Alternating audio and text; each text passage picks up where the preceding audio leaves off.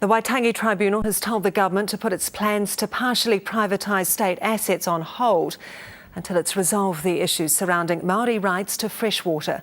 The government is planning to sell up to 49% of Mighty River Power, Solid Energy, Meridian and Genesis. And so this finding is a major setback for the government and its asset sales program.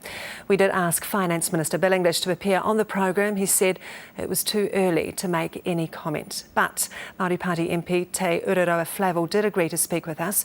He joins us now from Rotorua. Kia ora, Mr Flavell. Kia ora, Rachel. What's your first reaction to this report? Well, it's a fairly lengthy report for a start. I haven't been able to get over the whole length and breadth of the report. But on the first instance, just congratulations to the Waitangi Tribunal for having, in a short space of time, being able to clarify that there are issues with respect to proprietary interests and rights and customary rights in water. That's the first point. The second point, I suppose, to acknowledge that at the heart of any legal system, that the issues of property rights are important and need to be given due consideration. And they've set the platform for a longer discussion. I think that's probably going to happen over the next couple of months. So what would you like the government to do now?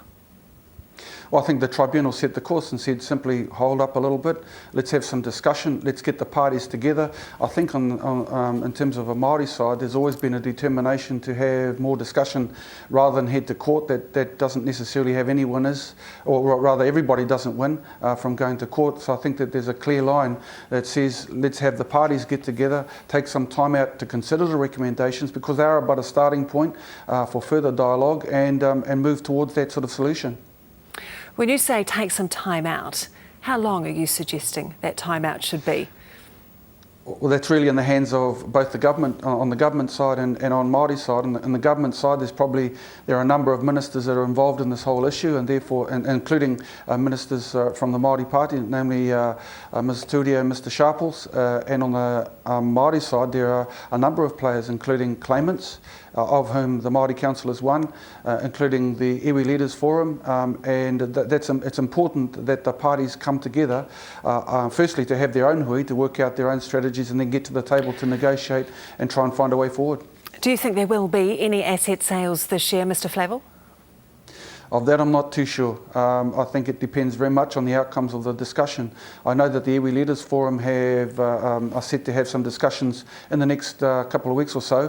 The Māori Party, from our perspective, see our role as trying to bring the parties together, and we'll be looking to draw all of the claimants and the Iwi Leaders Group together in the next short space in time. And then, of course, you heard at the last round, before when the Waitangi Tribunal hearing was going on, a determination on the part of the Māori Party and the National Party to come together and discuss ways forward. So there's a little bit of work to be done yet. Okay, last month, Mr Flavell, when the Maori Party met with John Key, the Prime Minister said that when it comes to ownership, the long-standing view is that no one owns water. In light of this report, does the government now have to change its view on this? Well, I think the Waitangi Tribunal has done the job of clarifying that there are issues of customary ownership, customary interests in water, and the government would probably need to take that seriously. But that's in their court, and the Waitangi Tribunal has simply set the platform for further discussion on those issues. Okay, the government says it's going to come back within probably a couple of weeks on this. There's talk of a national hui. What's the time frame for that? How quickly can you get this organised?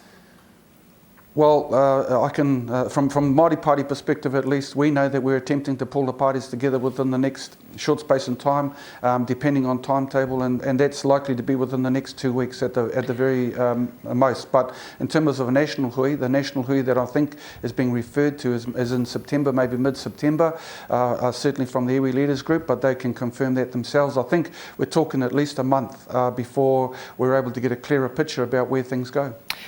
How likely is it, do you think, that Māori can reach a consensus on this? There's so many different ideas and approaches at the moment. Well, we're like any other group. Everybody does have their differences, but on this one, I think that people have and have the background of the report to confirm a position. The hard part that everybody has to deal with, well, what now?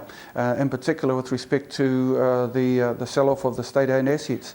I mean, while a lot has been made of the Maori influence, or at least the issue of water in the whole question of the asset sales, there are other players in this, and I think that one of your reports might come up, and you referred earlier, at least in your intro, around the other companies and talking about the interests of Comelco, for example, trying to lower the cost of electricity down there. There are a number of players, so it's not just about a Māori interest, but we hope that, I think there's general agreement that we do want to move forward, and I'm sure that Māori interests will give it everything they've got to give some conclusion to having a united view to take to the government.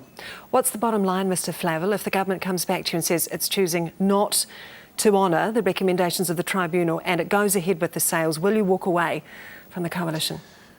That hasn't been discussed as yet, and not likely to be discussed until we get to that point in time. I think the key thing that we took into the last meeting was, and had agreement from the Prime Minister, was that rights and interests would not be legislated over the top of those rights and interests, and that's an important keystone element for us. Having got that approval, or at least that agreement from the Prime Minister, that's a huge start. The rest of it is really in the hands of our people. Our job is to facilitate the discussion, bring the parties together, and see if we can't find the way forward.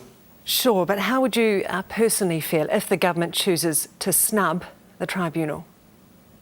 Well, let's wait and see on that. They haven't done that at this point in time. They've left the door open. They're considering the report. They've suggested they may choose not to follow the recommendations. How would you feel as a Māori? How would you feel if they chose to snub that? Well, it wouldn't probably be anything new, because a number of recommendations from the Waitangi Tribunal have been snubbed by previous governments across the board. So, look, it's a little bit earlier, Rachel, are on that discussion. I think far better to let the discussion go. That's what we're on about. We want to get some solutions, and I think we need to allow the parties to have their debate on their own forums and then come together in time, and that's what we'll be driving towards as a Māori party, to facilitate that discussion. Te Ururoa Flavell, very much appreciate your time this morning speaking with us from Rotorua. Thank you. Kia ora, Rachel.